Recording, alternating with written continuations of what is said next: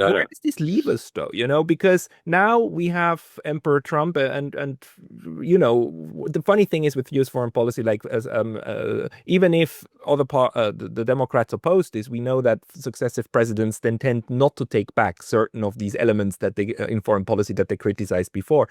Um, where does this leave us? Where we now have this largest superpower, and the US still is, I would say, the largest one. for sure. Although China is a very, very close right now, is treating world trade like like what the Wild West, right? You just whoever shoots first wins.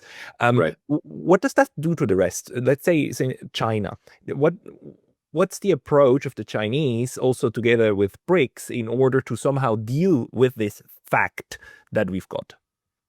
Well, I think what you're going to see, Pascal, is you're going to see more countries pivoting towards China and actually, just doing more business deals. So I think, BRICS continues to gain momentum every single month, every single year. It gets bigger. There's more interest from the community. And, I typically do a lot of videos about BRICS because I find it a very fascinating topic. And what I always notice is that whenever I make a video about BRICS, I read through the comments and it's incredible how many people from around the world are thirsty for this. They're hungry for this. They want to see BRICS succeed. And I get comments from Brazil, from African countries, from the Middle East, from Southeast Asia, from all over the world, where people are really wanting this BRICS to succeed and to try to do something different, to really break away from the United States and this stranglehold of power. And so I think what you've seen is, very interesting. For example, Modi, from India, he is now going to be scheduling his first state visit with Xi Jinping, in 7 years. And so that's a direct result of these additional tariffs from Trump. And so you see Trump is really driving India closer to China.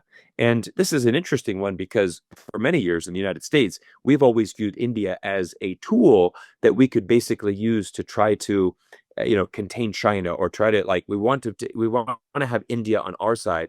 And India has always been practicing a diplomacy of trying to work with both camps, right? They want to, certainly have a good relationship with the U.S., but they're still going to have a relationship with China. They both Modi and Xi Jinping last year met and said, "Look, let's put together our border disagreements. The India-China border. We've had some clashes there. It's time to resolve that. Let's move forward from this." And then you see, for example, Brazil. I mean, Brazil is very bullish on doing much more business with China. Interesting enough, I did read an article earlier this week that Brazilian meats will now be starting to import into Japan for the first time in 20 years, as there was an issue with all of these tariffs, and so you see. I saw another article this week where I think there's 153 Brazilian coffee exporters, because they have been tariffed and and basically their market in the United States is drying up. Well, then they've actually all pivoted over to China. So China welcomes in with open arms, and China is the fastest growing, coffee nation in the world right now. So there's plenty of market for these, Brazilian roasters to bring, to produce their beans and send them elsewhere. So I think what you're really seeing here is that, especially from China, I was just on the ground for 6 weeks in China, traveling. I traveled to 7 different cities, passing along the way, checking in with different businesses, with clients, and looking, basically trying to get a feel for what China is in 2025. What I really feel, Pascal, is that the Chinese in this manufacturing sector, they're definitely concerned with tariffs. It's definitely been a hit, but it's not like it's going to end their business. For example, the Chinese are very, very savvy.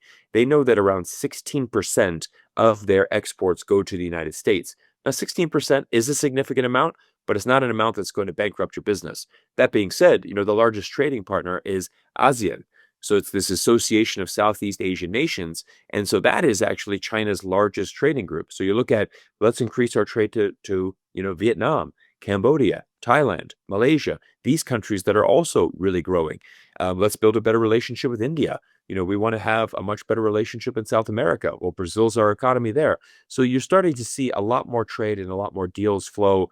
And again, I think that with Donald Trump, as he continues down this road, he will only drive more business to China, and China to just say, look, we're just going to continue to diversify by doing more trade with many other countries around the world. Yeah, that is most likely. On the other hand, it's I would also say it's unlikely that China will completely give up trying to operate on the US market and vice versa. From my own research of the Second World War, I can tell you that the neutral countries never wanted to give up operating even on the most distant markets. The Swiss always had an interest to be on the Japanese market, not because it was large, it was small, it was like between 1% and 2%. But the companies Right. that were operating in it, they made good profits and they kept Right. lobbying for maintaining that relation.